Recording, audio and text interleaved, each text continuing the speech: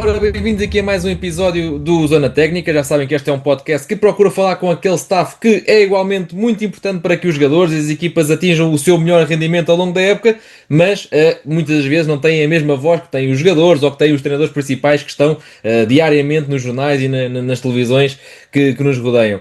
Hoje temos aqui um convidado também especial, já sabem que são sempre convidados especiais que vêm aqui à Zona Técnica. Falo aqui de César Leão, que é nutricionista, ligado há muitos anos ao futebol de alto rendimento, também à Federação de Voleibol e também faz aqui muitas vezes o papel de formador e dá aqui alguns cursos que todos nós podemos aderir também. Bem-vindo, César, aqui a este episódio. Espero que desfrutes aqui, tanto quanto eu, de certeza, do conteúdo que nos vais dar. Obrigado, Bruno. É um prazer estar aqui neste teu podcast e agradecer o teu convite para estar aqui e realmente poder falar um bocadinho daquilo que é eh, um papel muitas vezes escondido para tentar maximizar aquilo que é o rendimento, a performance dos atletas, das equipas e que hoje em dia é reconhecido como sendo muito importante, mas que muitas vezes ainda não se sabe bem o que é que eles fazem, o que é que nós fazemos no futebol em concreto e no desporto Uhum. em geral. Sim, é um pouco por aí. Epá, e pronto, e vi aqui que havia esta lacuna de informação, digamos assim, porque acredito que grande parte do grande público, digamos assim, ou seja, imagina, eu acredito que muita gente que vai muitas vezes criticar para as redes sociais, por exemplo, muitas das vezes critica também porque não está a par de como as coisas funcionam dentro de um clube. Então a ideia é mesmo trazer isso para cima da mesa e trazer mais aqui alguma informação. Sim. Conta-me como é que um nutricionista que faz a sua formação toda, né? Mas como é que a certa altura diz assim, não, eu quero é estar ligado aqui ao desporto de alto rendimento, em vez de estar aqui num gabinete a atender pessoas normais, não é? Sim, os jogadores também são pessoas normais, não é? Antes de tudo. Claro, claro, claro. Mas, eu já tirei o meu curso há bastante tempo, ou seja, eu quando tirei o curso, para teres uma ideia, a nutrição do desporto basicamente não existia, ou basicamente falava-se quase como um nicho, havia uma outra pessoa a falar em Portugal.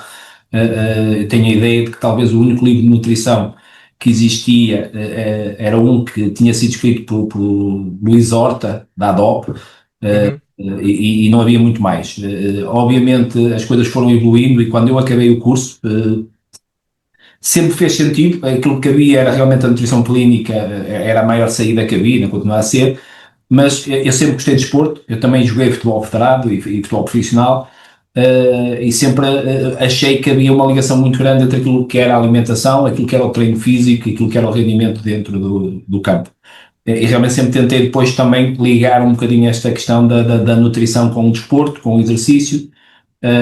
Depois, ao longo das minhas oportunidades profissionais, tive a oportunidade de trabalhar com gente que já lidava com o desporto e com desportistas de outras modalidades, que davam muito mais atenção àquilo que era a nutrição, porque realmente viam que havia ali uma lacuna que lhes permitia chegar um bocadinho mais longe se eles corrigissem algumas coisas. Trabalhei com alguns atletas de outras modalidades individuais e uhum. foram-se construindo, ou seja, sempre a tentar trabalhar com mais atletas. Os atletas começaram cada vez mais a querer saber disto, os próprios clubes de futebol começaram a compreender que havia, era muito importante garantir que os atletas tinham a melhor nutrição, ou seja, para dar uma ideia, quando eu joguei futebol, não havia pequenos almoços nos clubes, e basicamente o que acontecia era o atleta chegava ao treino para treinar e se tivesse tomado o pequeno almoço tinha tomado, se não tivesse tomado não tinha tomado. Pois. Yeah. Não havia muito controle nisso e, por exemplo, isso foi uma das coisas que os clubes tentaram suprir, ou seja, garantir que o atleta ia para o treino e que eles sabiam o que é que ele tinha consumido antes do treino, porque isso é importante para o rendimento no treino, para evitar lesões, para evitar maus rendimentos e más adaptações, e depois também o pós-treino, ou seja, também aquela preocupação de começar a educar os atletas, e os atletas começarem a perceber que não era só treinar no campo, havia toda uma vida fora dele que ia ter impacto naquilo que era o seu rendimento. E a Ok. Copa de Futebol, digamos assim, veio trazer esta, esta necessidade dos clubes e dos atletas. Entretanto, esta necessidade começou a fazer com que alguns clubes, os de topo, começassem a dar mais importância à nutrição. Começaram a surgir nutricionistas nos clubes. Isto foi crescendo. Em 2017, quando entrei no Paços como nutricionista. O clube já tinha um nutricionista que saiu na Uhum. altura, e pronto, eu fui substituí-lo, ele foi para outro clube. Nessa altura já quase todos os clubes da Primeira Liga tinham, mas nem todos tinham. Ou seja, Ok, até 2019, 2020 havia quase já em Portugal uma cobertura de 100% na Primeira Liga, mas quase na Segunda Liga quase não havia nutricionistas. Hoje em dia, ou a este momento, posso dizer que provavelmente nos clubes profissionais só um clube é que ainda não tem nutricionista, pelo menos que esteja identificado ou que ok. de forma mais ligada ao clube. Claro, pode ter alguém externo que faça pontualmente a visita. Sim, sim, talvez isso, mas nem, pronto, até essa situação eu acabo por não te saber dizer ao Ok, certo, realmente não consegui encontrar. Mas isto mostra um bocadinho a importância. Obviamente que depois vai depender sempre das condições do clube, a forma como o clube, como o nutricionista está no clube, em termos de trabalho, aquilo que é possível desenvolver, realmente acaba por não ser igual em todos os clubes, porque nem todos têm as mesmas condições, nem todos os colegas, nem todos os nutricionistas estão nas mesmas condições em todos os clubes, e isso realmente depois oferece alguns desafios, mas no fundo tem a ver com isto, com a necessidade que os atletas e os clubes sentiram devido à evolução do futebol, em termos físicos, em termos técnicos, em termos de necessidade de os preparar e de estarem preparados para estar ao mais alto nível todas as semanas, em todos os treinos, em todos os jogos, quer do ponto de vista físico, quer do ponto de vista tático, mental, e a alimentação tem impacto nisso tudo. sim, eu já aqui no podcast eu tenho a ideia, ou seja, eu tenho a ideia que a maior parte dos adeptos tem a ideia que o jogo de futebol é só parte física, é só correr, correr e o jogador tem que render. Já trouxe aqui também algo que foi muito interessante, que foi o psicólogo, no caso o Paulo do Santa Clara, em que ele também nos trouxe vários fatores que se calhar muita gente nunca tinha pensado naquilo. E hoje com a nutrição eu também penso que conseguimos chegar lá, que é, ou seja, aquilo que o atleta come durante a semana ou até se calhar durante o próprio dia do jogo, por exemplo, vai ter interferência direta no rendimento, certo? Muita influência. É importante perceber que nenhum atleta vai se transformar num Messi Claro, sim. por comer muito bem, mas realmente aquilo que ele pode exponenciar dentro do campo depende muito do que ele comeu. A lógica é esta, ou seja, se pensarmos como os adeptos, o jogo é correr. Sim, mas correr implica energia. Em correr implica combustível. Isto é como eu não gosto muito desta analogia porque o corpo humano não é uma máquina, mas é como eu ir fazer uma prova de Fórmula 1 que vai ter 100 km, mas eu só lhe pôr combustível para 90. Eu posso ter o melhor carro, mas não vou chegar ao fim. Yeah. E é igual, ou seja, aquilo que a alimentação vai permitir, e uma alimentação bem escolhida e bem orientada vai permitir, é que o atleta realmente vá para dentro do campo correr, do ponto de vista físico, do ponto de vista tático, mas que a fadiga que é normal que vá acontecendo com todo esse esforço físico, que o cansaço mental que vem com essa fadiga e com essa diminuição de energia disponível, que vai ocorrendo ao longo do jogo, seja menor. Ou seja, ela Ok. ocorre, mas em menor expressão. Isso faz com que o atleta, nos momentos mais decisivos do jogo, que são as fases finais da primeira parte e da segunda parte, existe realmente alguma literatura nesse sentido que mostra que exatamente esses são os períodos mais críticos, onde há mais erros, onde há mais probabilidade de acontecerem falhas por questões físicas e até cognitivas de decisão, vai permitir uma boa nutrição que não seja por falta de combustível, que o Ok. atleta possa expressar o seu melhor rendimento nesses momentos. E realmente é como diz, ou seja, não é tanto uma questão só do que é que o atleta come na refeição antes do jogo. Ou seja, ainda subsiste muito essa ideia de que aquela refeição antes do jogo é mais importante. E ela é importante, não vamos. Sim, sim, sim, sim. Antes do jogo e antes do treino, a alimentação é diferente.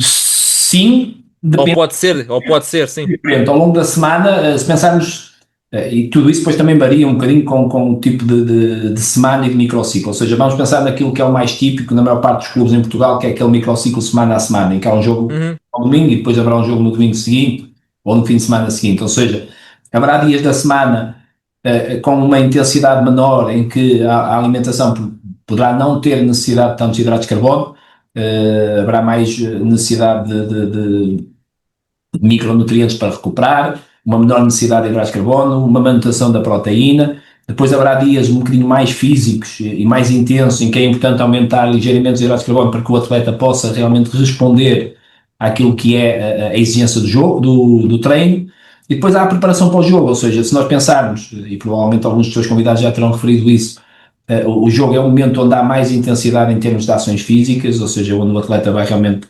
desgastar mais, é onde ele vai ter que estar ao seu melhor.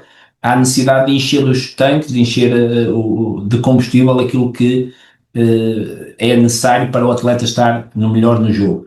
E aí sim, ou seja, é uma quantidade maior de hidratos de carbono naquelas 24 horas antes do jogo, ou seja, não é só aquela refeição antes do jogo, é as 24 horas anteriores ao jogo, que em todas as refeições deve haver um foco muito grande na ingestão de hidratos de carbono, na ingestão de hidratos de carbono em quantidade suficiente para carregar as reservas. Isto depois poderá ser diferente de atleta para atleta, até pela questão do peso. Poderá ser necessário escolher alimentos que sejam mais ricos em hidratos de carbono, mais concentrados em hidratos de carbono, de forma a não causar problemas gastrointestinais, porque a ideia também não é causar ali uma dificuldade muito grande do ponto de vista da digestão. E então, nesses dias de jogo, haverá essa necessidade. Durante a semana será ajustada em função daquilo que é a exigência do treino, mas a verdade é que é só mesmo uma questão de quantidades, e aí entra a questão da educação do atleta para ele perceber que teoricamente não deveria comer igual toda a semana. Na prática, diz isto. Eu ia te perguntar porque realmente tens estado aí a falar sobre os hidratos de carbono e acho que aí acaba por ser algo que difere muito pronto, da pessoa normal de nutrição clínica, porque eu também acho que a nutrição vem-se a falar cada vez mais no mundo cá fora, ao lado da competição, pronto. Mas aquilo mais corriqueiro agora não vou comer hidratos que é para emagrecer. Nem sempre está certo, sabemos, nem sempre está certo, mas é a ideia base que se calhar a maior parte das pessoas acaba por ter, não vou comer hidratos que é para emagrecer, vou cortar com isto. Uma grande diferença para os atletas de alta competição é que eles precisam mesmo de comer hidratos, certo? Sim, mas também muitas vezes, e agora menos, felizmente, mas quando cheguei ao futebol ainda havia alguns atletas que cortavam os hidratos para Pois. perder peso, e mesmo em dia de jogo e véspera de jogo. É um mito, ainda subsiste, acho que cada vez menos, acho que começa a haver cada vez mais percepção e literacia também nesse tipo de mitos. Surgem outros, há outros por aí que vão surgindo sempre, Sim. depois no outro extremo, mas realmente é um bocadinho isto, ou seja, eu diria que não é uma questão de serem muito diferentes do resto da população, exceto nas quantidades, ou seja, Claro. população clínica, chamemos assim, ou outra população, que muitas vezes pode não ter nenhuma patologia, mas que não tem a exigência física de um jogador de futebol e de um atleta, eventualmente também precisa de hidratos, não precisa na mesma quantidade. Dando um exemplo que não tem a ver com futebol, mas tem a ver com desporto, ou seja, há alguns estudos que mostram que os atletas de endurance, de corrida, de maratona, de resistência, gastam mais calorias, os atletas profissionais, do que os atletas amadores, o que é normal, correm mais quilómetros, mas depois olhamos para aquilo que é a alimentação deles, e eles comem menos do que os amadores. Porque há muito aquela ideia de, eu corri, posso comer o que eu quiser, e a verdade é que não é bem assim, porque o gasto muitas vezes não é assim tão elevado quanto as pessoas pensam. E o ajuste de hidratos de carbono nos atletas não é diferente do ajuste de hidratos de carbono na população geral. Ok. O intervalo onde eles estão ajustados é que é diferente, enquanto que num atleta, se calhar, ajuste de hidratos de carbono entre as 3, 4 gramas e as 8, e em alguns níveis posso chegar às 10 gramas por quilo de peso, falando em gramas por quilo de peso, se calhar numa população mais geral, que faz o seu ginásiozinho e que não é muito ativa, se calhar andarei entre as 2, 3, 4, 5 gramas, ou seja, o intervalo é mais pequeno e terá que ter um bocadinho mais em conta tudo o resto. Agora continua a haver esta necessidade de hidratos de carbono, e realmente esse é daqueles mitos que realmente as pessoas não é necessariamente por deixarem de hidratos de carbono, porque se tu pensares, a maior parte das pessoas quando diz que deixou de comer hidratos de carbono passou a comer uma sopa e fruta. Exato, é mais o açúcar que elas se referem. Basicamente são alimentos ricos em hidratos, ou seja, Yeah. e poucos, Sim, mas a composição é só hidratos, e por isso claro, claro. hidratos. Elas cortaram tudo menos hidratos. Sim. A malta geralmente olha mesmo só para aquela parte dos quais açúcar. Olha, tem pouco, siga. Isso é um bocado isso. É um bocado, é um bocado. Até porque esta questão da nutrição, por exemplo, o futebol, além de ser um jogo muito físico, também é um jogo de decisões, de boas decisões. E esta questão do atleta estar bem nutrido também ajuda a com que ele tome boas decisões, porque se tiver em falência de alguma coisa, ele vai errar mais vezes, vai perder concentração, vai perder foco. Sim, sim, sim. Aliás, muitas das estratégias que nós utilizamos para tentar maximizar o rendimento baseiam-se naquilo que são os fatores que limitam o rendimento, ou seja, nós sabemos que o cansaço para o final de jogo tem muito a ver com a diminuição das reservas de açúcar no músculo e no corpo, o glicogênio e o açúcar no sangue, as glicemias. E Uhum. isso vai ter impacto naquilo que é o rendimento físico e mental, cognitivo. A maior parte dos erros acontecem muito por esta diminuição do glicogênio, diminuição da glicemia, aumento da temperatura corporal, Ok. e é provocado pela desidratação. E tudo isso vai ter impacto naquilo que é a tomada de decisão na parte final dos jogos. Há algumas estatísticas engraçadas que mostram que, por exemplo, na maior parte dos campeonatos, não vou dizer todos porque não posso ter isto, mas na maior parte dos campeonatos, se forem avaliar, o período de jogo onde se marca e sofre mais golos são os últimos 15 minutos da primeira parte e os últimos 15 minutos de jogo. Sendo que nos últimos 15 minutos de jogo é onde se sofre mais golos.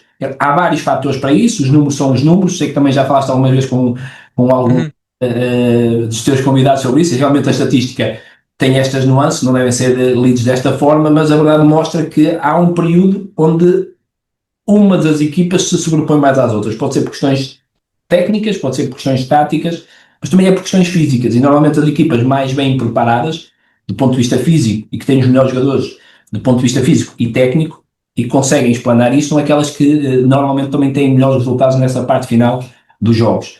E isto tem muito Uhum. com isso, com o minimizar essa quebra de rendimento para essas partes, para poder chegar a esses momentos e poder tomar as melhores decisões, poder estar fisicamente o melhor possível, porque vai haver fadiga acumulada, e isto tem tudo a ver com essas estratégias. E pronto, eu falei de quatro e é mesmo essas, ou seja, o Sim. glicogênio, o açúcar, começar carregado, com as reservas carregadas e ir tentando ao longo do jogo repor alguma daquilo que se vai perdendo, com as estratégias durante o jogo.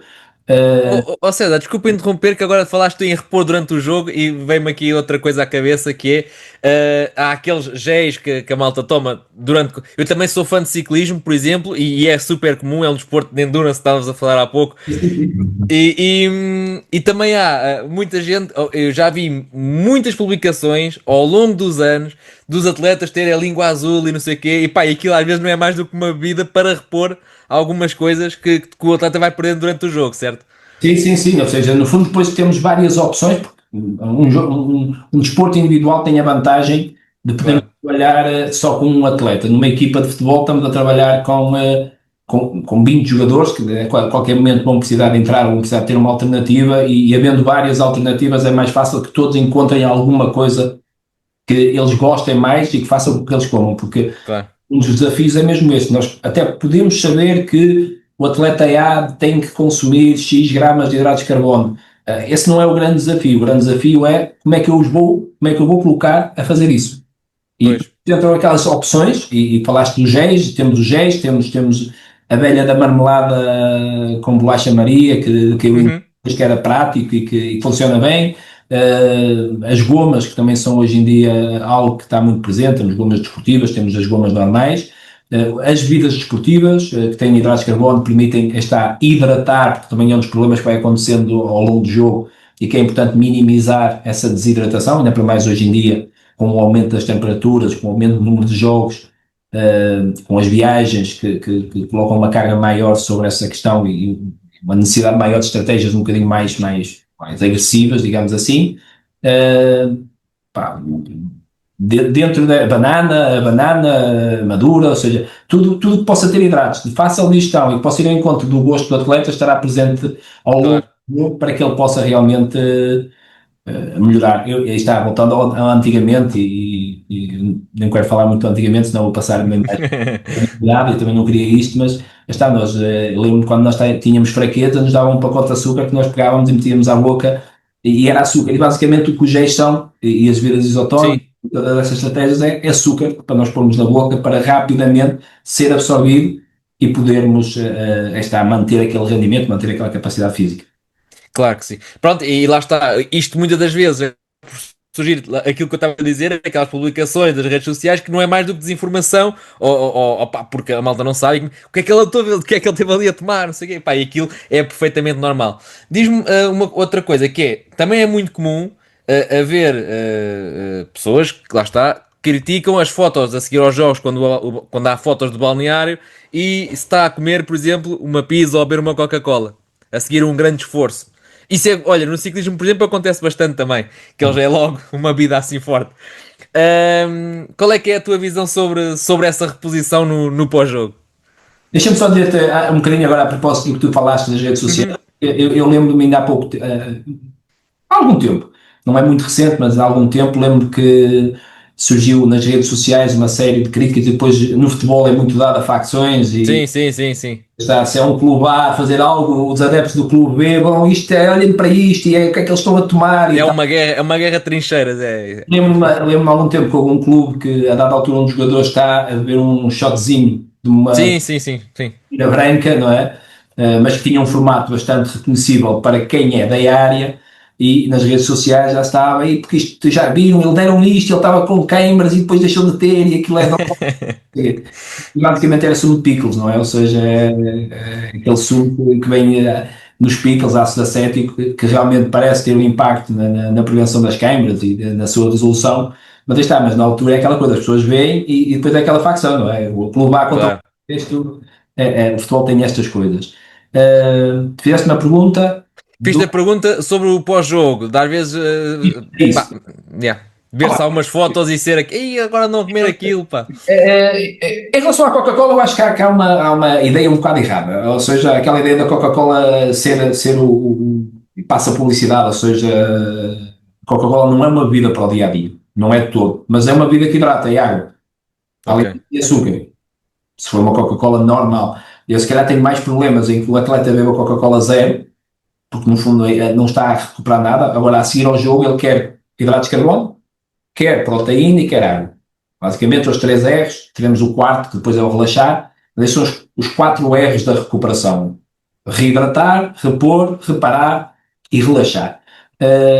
Reidratar, água. Coca-Cola hidrata, porque é água, porque é líquidos, e vemos os ciclistas a fazer isso, vemos muita gente a fazer e não deixa de hidratar. Se for normal, tem açúcar, e é açúcar igual a qualquer outro. Vamos a falar de sacarose. Sacarose é glicose e frutose e vai ter exatamente o mesmo caminho. Não é como se de repente o fígado dissesse: olha, este açúcar vem da Coca-Cola, vou pôr para o mal. claro. Isso não acontece. Eventualmente poderá ter cafeína, dependendo da hora de jogo, aí poderá ser um problema que pode ainda dificultar mais a questão do sono, e aí, se calhar, poderia não gostar muito de uma Coca-Cola, mas se calhar um iced tea ou outro tipo de bebida refrigerante e que o atleta goste, beba, e que não tenha esta, o iced tea também tem alguma cafeína, mas que não tenha tanto esse problema da questão do sono, poderia ser interessante. Uh, ou então a versão sem cafeína. Sem cafeína, Em yeah. relação à Coca-Cola é um bocadinho isto, ou seja, se o atleta gosta, é algo que lhe faz beber, e é naquele momento específico, a seguir ao jogo, opá, não vejo assim grandes problemas, não quer dizer que não houvesse coisa que pudesse ser semelhante ou melhor, mas não vejo grandes problemas. Em relação à pizza, é quase a mesma coisa, eu acho que vai depender muito, está mais uma vez, do nível da equipa e do período de recuperação que nós temos até ao jogo seguinte. Uhum. Num período um bocadinho mais curto de recuperação, ou seja, com jogos de 72 em 72 horas, as estratégias têm de ser um bocadinho mais agressivas em termos de inflamação, e a questão da pizza, o grande problema da pizza poderá ser o facto de ter um bocadinho de gordura a mais, o que vai atrasar um bocado a absorção dos nutrientes, o que vai eventualmente, até pela dificuldade de gestão, causar ali um bocadinho de atraso na recuperação. Eu se calhar não teria problemas em colocar uma pizza se eu tivesse acesso a um cozinheiro, a um chefe que me fizesse a pizza de acordo com as minhas especificações. Isso também Ok. e muitas vezes também o que nós vemos em alguns clubes são pizzas apenas no formato, Pois, pois, pois. Yeah. não é? Ou seja, acabam por estar ali um bocado manipuladas porque há chefes, em Portugal não temos assim muitos, mas no estrangeiro é muito comum haver um chefe, um performance chef que acompanha a equipa e que prepara as refeições de acordo com as especificações do nutricionista, mas que lhes dá um formato um bocadinho mais natural para jovens atletas que querem ter uma vida mais ou menos normal. Se o período de recuperação é mais longo. Ou seja, joguei hoje e vou jogar passado uma semana. E, eventualmente, em termos de possibilidades de refeição, a única coisa que eu tenho para dar um pós-jogo à minha equipa é as pizzas no balneário. Eles têm que recuperar, eles tiveram um desgaste grande em termos energéticos, em termos de hidratos de carbono, em termos físicos, precisam de energia, precisam de calorias, e se eu lhes consigo dar algumas calorias equilibradas, porque eu consigo manipular alguma coisa mesmo que não tenha um chefe de cozinha, naquilo que é a composição das pizzas, é uma coisa que não me causa problemas, e durante muito tempo era a única solução que tínhamos. Mais uma vez, o futebol evoluiu, Ok. e hoje em dia temos muitas empresas que nos permitem fazer escolhas um bocadinho mais equilibradas do ponto de vista nutricional, e também um bocadinho mais apelativas para o atleta. Ou seja, permitem que o atleta selecione um bocado o que pretende, também facilite a ingestão pós-jogo. Se o atleta Ok. vai comer mais facilmente. Uhum. E há pouco falaste lá, naquele sumo dos pickles, por causa das queimbras. Ahm, quando o atleta. Porque é uma coisa super comum, ou seja, é uma coisa super comum, um atleta com queimbras, seja qual for o desporto, o que é que está ali a faltar para que ele passe por aquilo? Está em falência de alguma coisa, certo? Consegue explicar mais ou menos que processo é aquele? Treino, está a faltar treino. Ok. A verdade é que nós não temos muito bem uma etiologia para as câimbras induzidas pelo exercício. Ok. Ou seja, durante muito tempo a teoria prevalente era a teoria eletrolítica, ou seja, que havia desidratação e havia Pois. sódio ou potássio, e que poderia provocar isso. Daí a questão da banana, pelo potássio, não pelo magnésio, que muita gente tomava, não é? A gente comia a banana a pensar que era rica em magnésio e que ajudava às queimbras. Mas a verdade é que os estudos não vieram mostrar isto, ou seja, existem muitos atletas que estão desidratados e não têm queimbras, e existem muitos atletas que até estão menos desidratados e acabam por ter queimbras. E aquilo que se começou a perceber é que os principais fatores que condicionam o aparecimento de queimbras é a intensidade de esforço, e se pensarmos bem, a maioria dos atletas tem queimbras em jogo, mas não tem em treino, Pois. pela intensidade de jogo, ou seja, no fundo ele está a exercer uma atividade mais intensa do que aquela que ele estava preparado para, em termos de cansaço, em termos de capacidade daquele músculo, digamos assim, e o histórico de queimbras, ou seja, atletas que estão mais predispostos a ter queimbras, porque não sabe, mas deverá haver alguns fatores que condicionam isso. O que se percebeu foi que o magnésio, muitas vezes era utilizado para resolver isso, não resolve, não Uhum. parece ter ligação nenhuma a isso, às queimbras induzidas pelo exercício, e uma, uma vertente de estudos académicos, ou seja, da ciência, que começou a perceber que havia alguns receptores, algumas características na cavidade oral e no esófago que permitiam sinalizar algumas questões a nível sistémico, ou seja, no organismo. Por exemplo, se nós bochecharmos com hidratos de carbono e deitarmos fora, há uma resposta a nível sistémico que aumenta a energia, aumenta a capacidade física do atleta. Nem é preciso ingerir hidratos de carbono para sentir esta força e esta energia que vem deste bochecho. O Uhum. mentol, se nós metermos mentol à boca e chuparmos, sentimos uma sensação de frio pelo corpo, sentimos uma sensação de arrefecimento da temperatura corporal, que não é real. A temperatura continua elevada, mas há aqui alguns receptores que dão esse sinal de temperatura mais De fria. fresco. Yeah. E a questão do ácido acético, da capsaicina, que é o que está presente no picante, no piripiri, que parece que tem, a nível sistémico, a ação nas queimas, de certa forma regularizando aqueles impulsos nervosos que estão ali desregulados e estão a provocar a queimbra.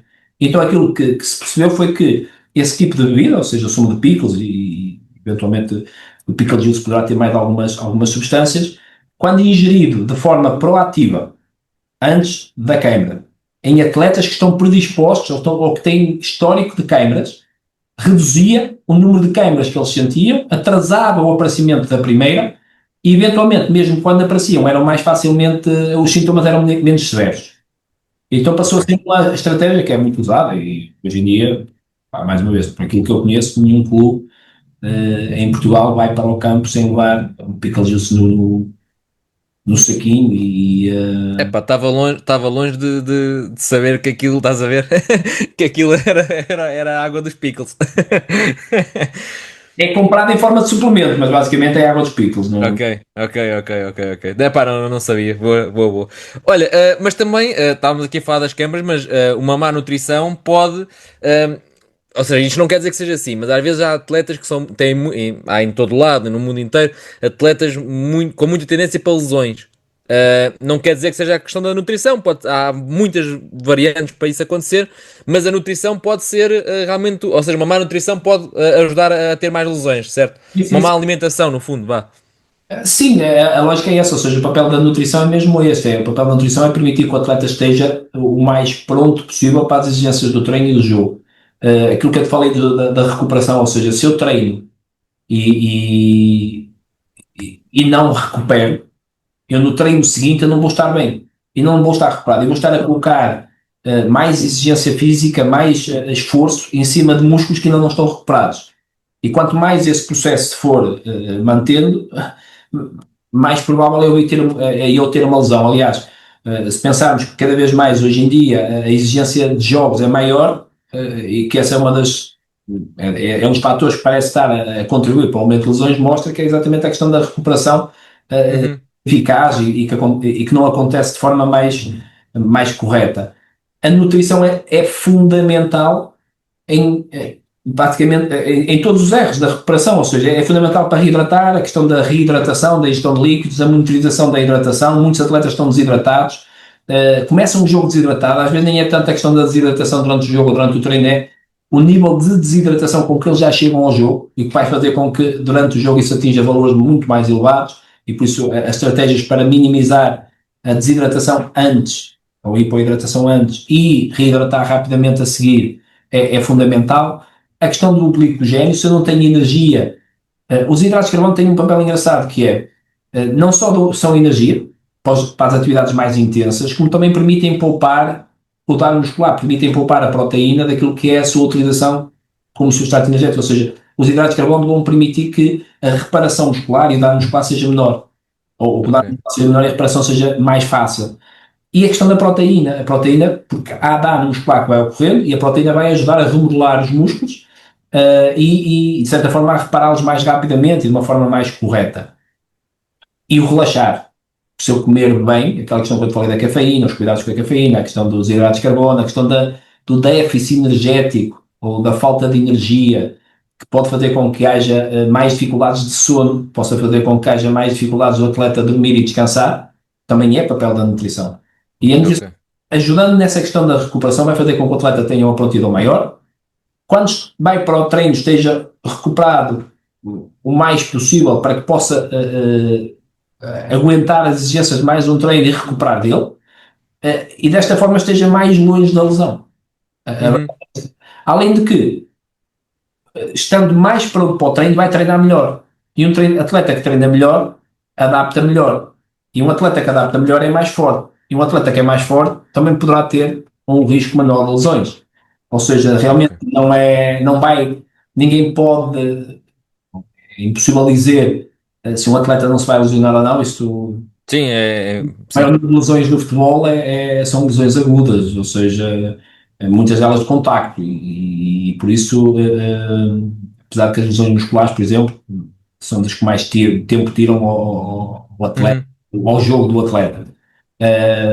Mas a nutrição tem esse papel de prevenção e depois também de recuperação, porque após a lesão, a nutrição pode também ajudar a controlar um bocadinho aqueles aspectos inflamatórios da própria lesão, a controlar um bocadinho aquilo que é a perda muscular por causa da inatividade que o atleta possa sofrer, a suportar todo o processo de recuperação que o atleta tem, ou seja, a fazer com que o atleta recupere mais rápido, eventualmente, porque uma má nutrição vai dificultar os processos de regeneração dos tecidos, cicatrização dos tecidos, e por isso uma boa nutrição vai acelerar esses processos e também vai fazer com que o atleta, realmente, quando recupera, além de recuperar mais rápido, recupere mais forte.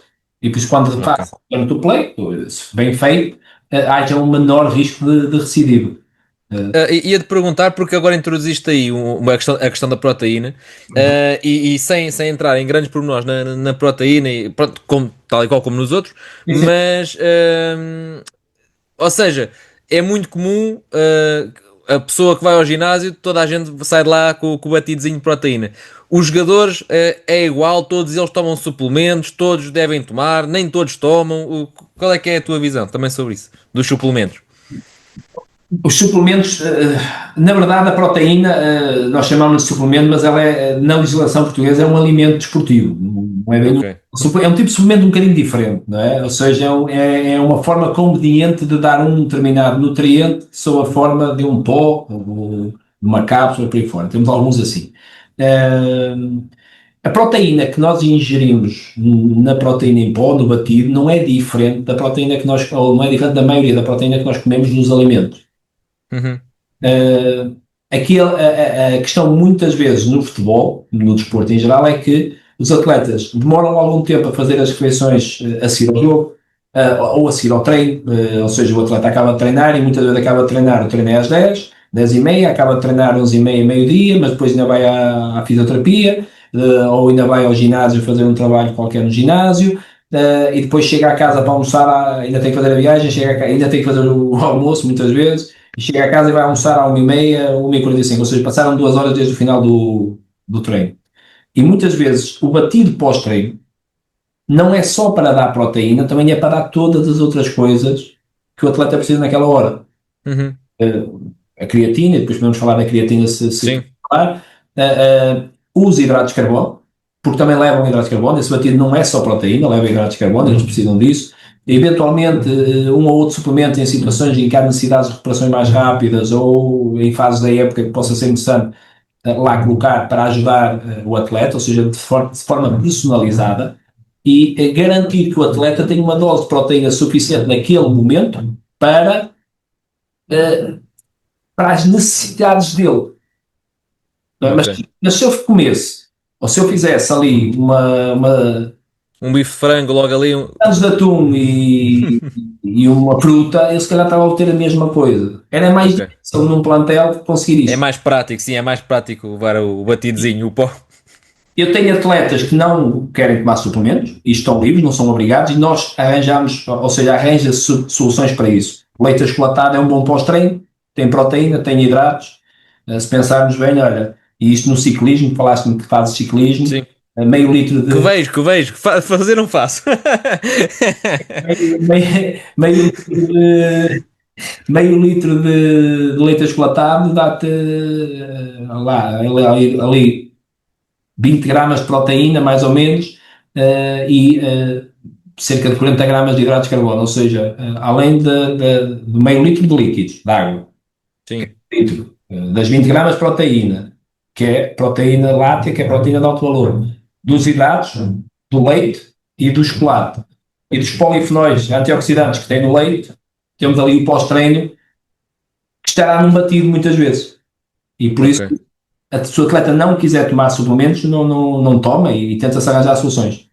É mais prático, do ponto de vista económico, também para falarmos disto, fica mais barato para os clubes estar a nutrir os atletas ou a garantir que eles têm ali o batido de proteína, do que estar a garantir que eles têm comida para comerem logo mal acaba o jogo. Claro. Ou seja, há ali algumas vantagens. Também tem desvantagens, porque a nível de suplementos, quando estamos a falar de atletas federados, tem que haver algum cuidado com o número de suplementos. Eu não sou a favor de tomarem muitos suplementos, de todo, Uhum. exatamente porque há um risco associado por causa da questão das contaminações dos suplementos, e tem que ser suplementos muito bem escolhidos e trabalhar com marcas muito confiáveis. E por isso, quanto mais suplementos tomamos, maior é o risco e menor é o Pode haver, agora que estás a falar nisso, pode haver o caso de haver um suplemento que à partida é uma proteína ou o que for, uma creatina, pode haver o risco de, escolhendo a marca errada, o atleta acusar doping, por exemplo. escolhendo a marca errada, no sentido dela não Da composição, pronto, sim. sim, pode. Se for só creatina, não usa. O problema é a questão da contaminação e o tipo de fabrico, ou seja, o processo de produção dos suplementos não é controlado. Pois, O processo de produção dos suplementos não é controlado, não é como um medicamento. Apesar de acharmos, e olharmos muitas vezes para eles como medicamentos, eles não são medicamentos. E há o risco. Aliás, há alguns casos conhecidos no futebol de contaminação e de testes positivos antidoping por causa de suplementos. O mais conhecido recentemente foi o do Pogba, Uhum. Falou que foi por causa de um suplemento que testou positivo e acabou por ter E que. teve que pagar a pena na mesma. Porque para a UADA, que é quem regula o doping a nível internacional, não interessa se o atleta fez sem querer ou por querer. Tudo o que ele Claro. coloca no seu organismo é da sua responsabilidade, e os suplementos não são exceção. E daí que é preciso haver muito cuidado nas escolhas que fazemos, e isto também implica algum cuidado. Portanto, esse é um dos trabalhos também que nutricionistas têm e fazem nos clubes, é garantir que os suplementos que lá estão realmente oferecem essas garantias e educar os atletas para não tomarem coisas fora dali, por exemplo, e não andarem a confundir aquilo que tomam ali como é proteína, posso comprar em qualquer lado Claro. e vai ser igual, não é? E fazer estas contas, este saldo entre o risco que eu tenho de tomar o suplemento e o benefício que ele me pode trazer. Uhum. Há suplementos que trazem benefícios, eu falei da creatina, esse é daqueles que mais benefícios traz. E por isso, se calhar, arrisca-se com muito cuidado e com muito critério na escolha da marca que escolhemos. Mas se calhar não vale a pena estar a arriscar com 4 5 6 suplementos quando provavelmente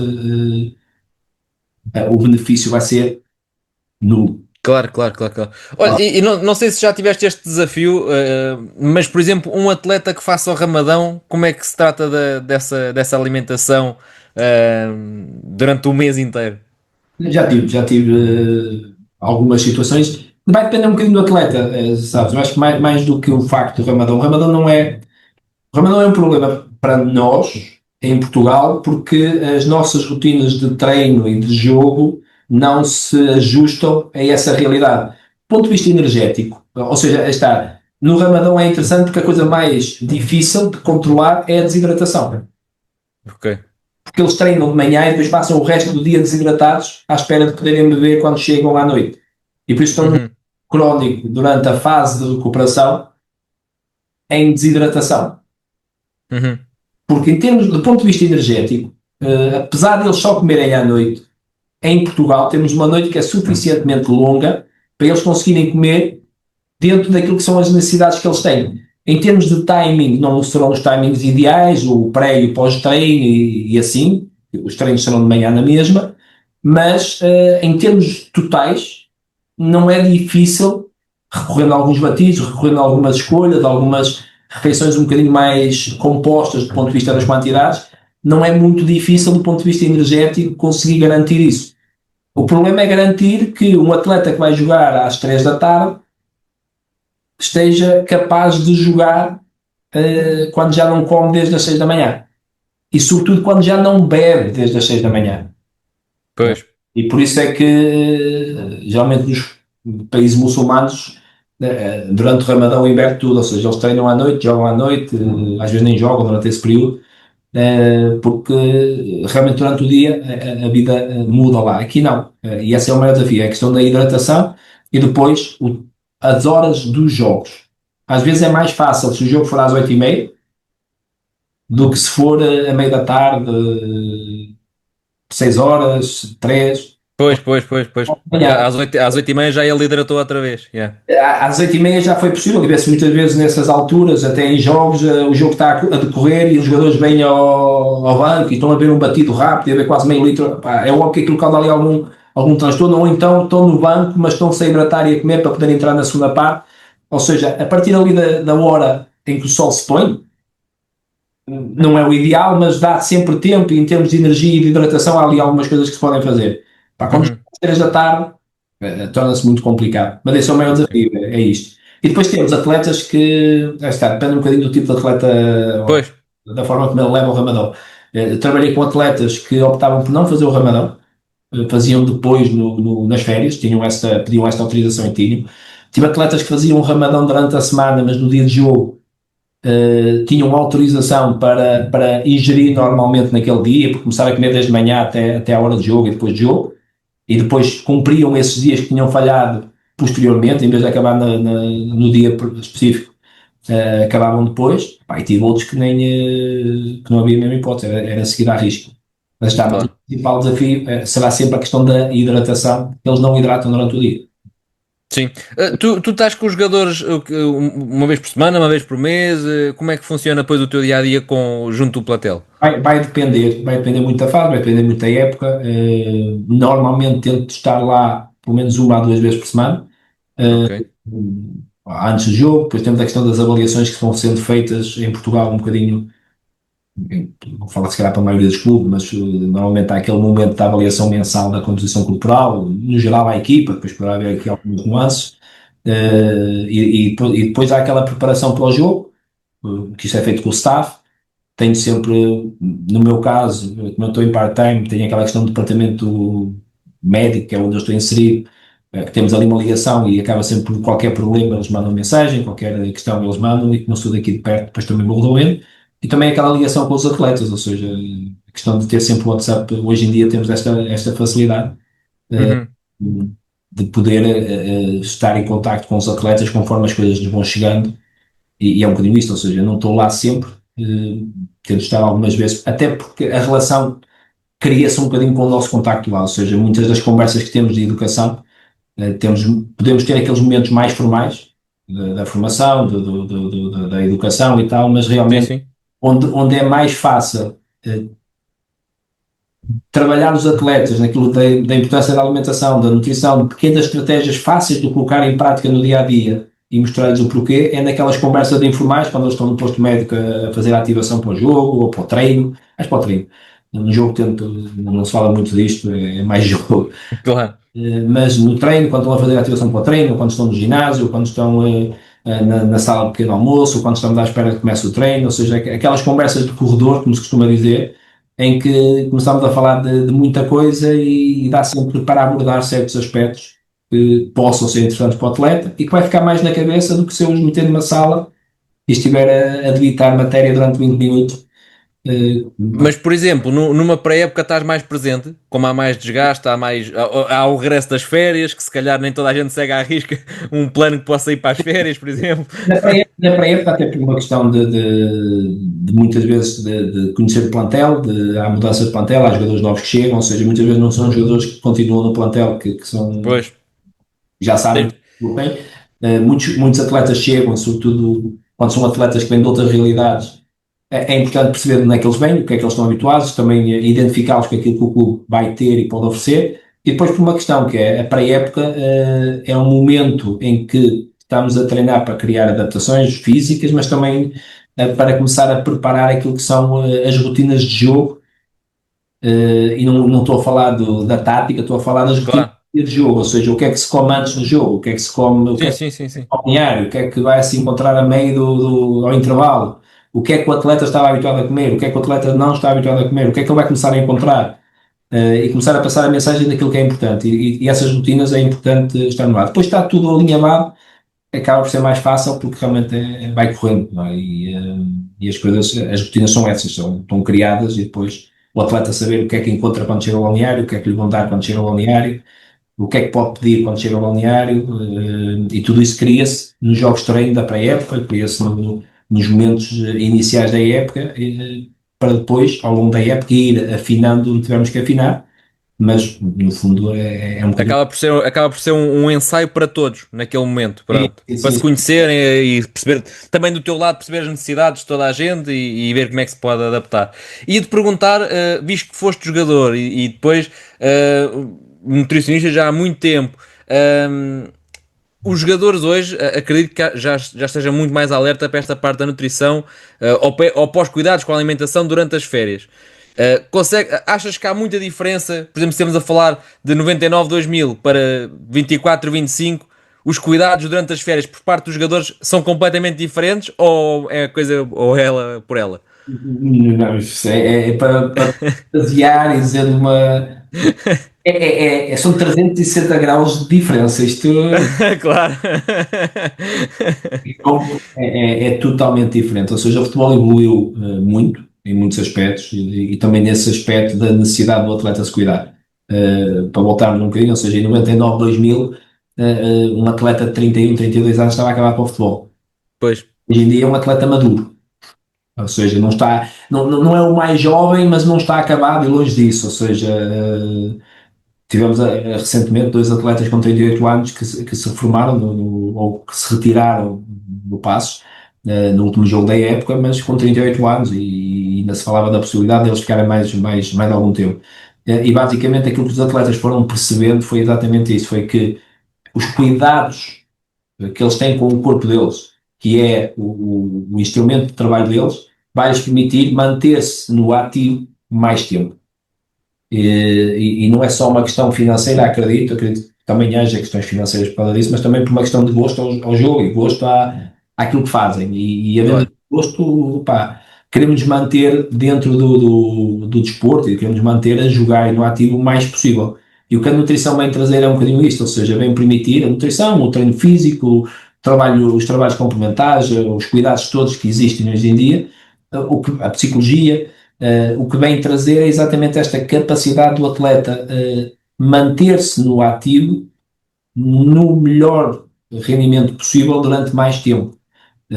E sim, hoje em dia é totalmente diferente. Os atletas, né, falaste, e é verdade, pode haver, há algumas exceções, como há sempre, isto é sempre, como também havia exceções em 90, Claro, exato. não é? Mas Mas se calhar de antes era ao contrário. Se calhar de antes era um plantel que tinha menos cuidados, havia um ou dois que tinham muito não, cuidado. exatamente nesse sentido, ou seja, antigamente havia um ou outro realmente durante as férias, tinham cuidado de treinar e tal, para chegar à pré-época e estar bem, E não é? agora é ao contrário, agora é um ou outro que não tem cuidado. É um bocado isso.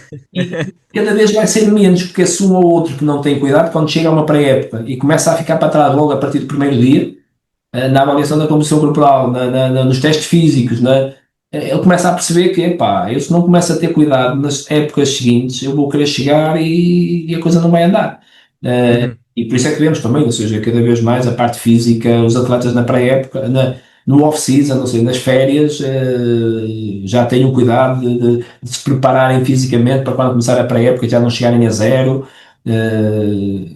A nível alimentar, se têm objetivos de composição corporal, tentar resolvê-los antes de chegar à pré-época, ou seja, pronto, no trabalho passo, também trabalho trabalho privado, não é? Tenho consultório e recebo muitos atletas agora na pré-época exatamente com objetivos de férias, porque durante a época muitas vezes não é fácil atingir determinados objetivos de composição corporal, o atleta tem que estar focado naquilo que é o papel dele, que é jogar. Claro. E a pré-época é uma boa altura, a pré-época e as férias são boas alturas para isso. Agora, não dá para perder um mês e depois querer tudo em 2, 3 semanas. Então, Yeah. muitos hoje em dia cada vez mais procuram essa ajuda. E estar, isso também faz com que depois seja mais fácil mesmo nos clubes, mesmo que nós seja um atleta novo, muitas vezes já chega ao clube com algumas noções do que é uma alimentação saudável, da importância da alimentação e chega ao clube já para saber, bom, o que é que eu vou ter aqui? E ok, tudo bem, eu já sei o que é que tenho que fazer, porque já tenho um plano, dá sempre para nós trabalharmos e vermos também se realmente o plano se coaduna, mas a verdade é esta, muitos atletas já são acompanhados porque sentem essa necessidade. E bem. Sim, sim, sim, sim. E há mais informação e há tudo mais, porque eles próprios também já vão sabendo pá, essas coisas todas que tu disseste, ou seja, os cuidados que têm que ter, etc. Aquelas noções base. Hoje em dia há muito mais informação do que havia há uns tempos atrás. Que hidratos de carbono não engordam, está tudo bem, não? Exatamente, exatamente, exatamente. Mas pronto, César, diz. César, olha, pá, eu digo sempre aos convidados que são 50 minutos, portanto, mais coisa, menos coisa, não gosto de falhar também para não empatar com a vida de ninguém. Os nossos ouvintes também sabem que é sempre à volta deste tempo também. Portanto, queria-te agradecer, pá, olha, isto é tentar falar de muita coisa em 50 minutos, mas acho que foi super rico. Houve aqui muita informação, houve aqui pá, coisas que eu não fazia ideia e acredito que muita gente não soubesse também. E espero que tenhas gostado de estar aqui um bocadinho também neste episódio. Foi muito bom, obrigado mais uma vez pelo convite. Opá, eu gosto muito de falar disto. É óbvio que o problema muitas vezes da nutrição e de outras áreas é que são as áreas do depende, Claro. depende, e tentar dar respostas um bocadinho mais assertivas, às vezes é um bocadinho. Espero ter sido claro e que as pessoas fiquem com uma ideia um bocadinho mais esclarecida daquilo que pode ser encontrado, mas realmente é como tu dizes, ou seja, isto no fundo é levantar o véu de algumas nuances. Sim. Não, e a ideia, pronto, é não ir muito ao pormenor, porque quem vai ouvir muitas das vezes também não está bem por dentro dos temas, então nem vamos aqui às tipologias de corpo, nem nada disso, pá, porque é coisas muito técnicas, porque acaba por não valer a pena e montamos aqui um bom episódio para ter aqui um cenário geral daquilo que é a nutrição num clube. Portanto, olha, era agradecer-te este bocadinho. E para Já. todos vocês que nos ouvem, já sabem que para breve está aí mais episódios, é só seguir aqui o podcast e até breve.